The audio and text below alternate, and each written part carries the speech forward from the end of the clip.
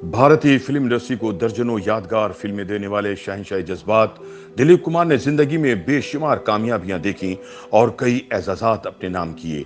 उन्होंने जिंदगी में जो भी तमन्ना की वो पूरी हुई, लेकिन ये भी सच है कि इंसान की हर ख्वाहिश पूरी नहीं हो पाती।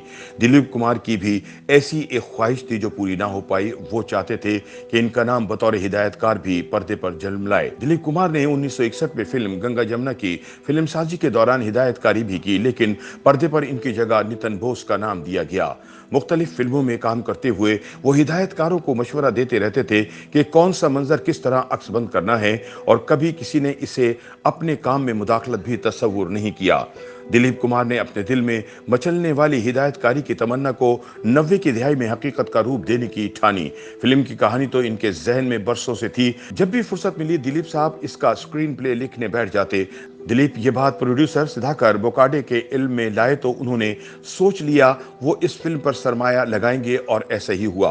प्रोड्यूसर सुधाकर बोकाडे ने बाकायदा तकरीब का एहतमाम करके अप्रैल 1991 में ऐलान किया कि वो बतौर हिदायतकार दिलीप कुमार की पहली फिल्म को प्रोड्यूस करने जा रहे हैं। फिल्मी हलकों में ये खबर खासी दिलचस्पी से सुनी गई। अखबारों ने इस खबर को नुमाया अंदाज में शाया किया। जुर्म और इंसाफ के गिर्द घूमती इस फिल्म के लिए सनी देओल का इंतखाब किया गया, लेकिन अदाकार ने कमर का बहाना बनाकर माजरत कर ली। अमिताभ बच्चन एक उभरते हुए अदाकार थे, इन्हें फिल्म का हिस्सा बनाया गया।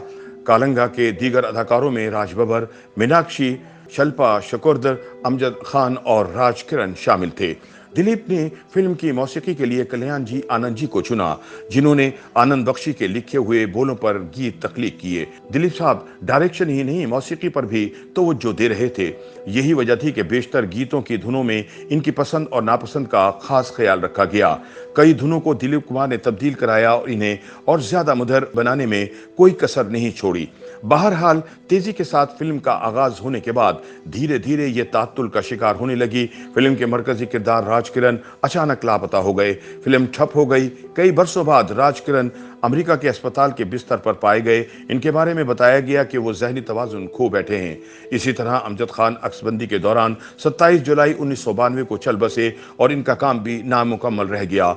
1999 में दिलीप कुमार को अंदाजा हो गया था कि 8 वर्ष गुजर जाने के बाद अब इस फिल्म को मुकम्मल करना मुमकिन नहीं रहा। बढ़ती हुई उम्र, नासाज तबीयत और अदाकारों के नाज नखरों ने भी दिलीप कुमार को खासा दिल बर्दाश्त किया। फिर वो वक्त आया जब कालंगा फिल्म की अक्सबंदी 80% मुकम्मल होने के बावजूद इसे गैर एलानिया तौर पर बंद करना पड़ा। दिलीप कुमार को इस बात का मलाल आखिर तक रहा कि जो फिल्म इनके दिल के इंतहाई करीब थी, इसके जरिए बतौर हिदायतकार भी अपना नाम रोशन करने का सोचा था, वो सिनेमा की जीनत ना बन सकी। दिलीप कुमार की इस फिल्मी मंसूबे की प्रोजेक्ट प्रोड्यूसर संगीता आहिर ने गुज़िश्ता बरस एक इंटरव्यू में ये इंकशाफ किया कि कालंगा की अब तक की रिकॉर्डिंग को डिजिटलाइज करा के वो चाहती हैं कि इस ड्रीम प्रोजेक्ट को इनके चाहने वालों तक पहुंचाएं। संगीता यहाँ तक दावा करती हैं कि अमजद खान ने शोले के बाद अपनी जिंदगी का बेहतरीन किरदार कालंगा में अदा किया, और इस बात का सेहरा दिलीप कुमार के सर जाता है, जिन्होंने अमजद खान ही नहीं दीगर अदाकारों से भी इनकी जिंदगी की बेमिसाल अदाकारी कराई। कालंगा तो डब्बों में कैद हो गई, लेकिन इसके बाद दिलीप कुमार ने जिस आखिरी फिल्म में अदाकारी के जौहर दिखाए वो 1998 में रिलीज होने वाली फिल्म किला थी। अफसोस कि ये फिल्म बुरी तरह नाकामी से दो चार हुई और दिलीप कुमार ने फिल्मी दुनिया को खैरबाद कह दिया। YouTube पर गूगली न्यूज देखने के लिए youtube.com की सर्च बार में गूगली न्यूज टीवी टाइप करें। गूगली न्यूज के पेज पर सुर्ख रंग के सब्सक्रिप्शन वाले बटन पर क्लिक करना ना भूलिए। YouTube पेज पर अपलोड होने वाली वीडियोस से बाखबर रहने के लिए बेल आइकन पर क्लिक कीजिए। आपको हर नई वीडियो के बारे में नोटिफिकेशन मौसूल हो जाएगा।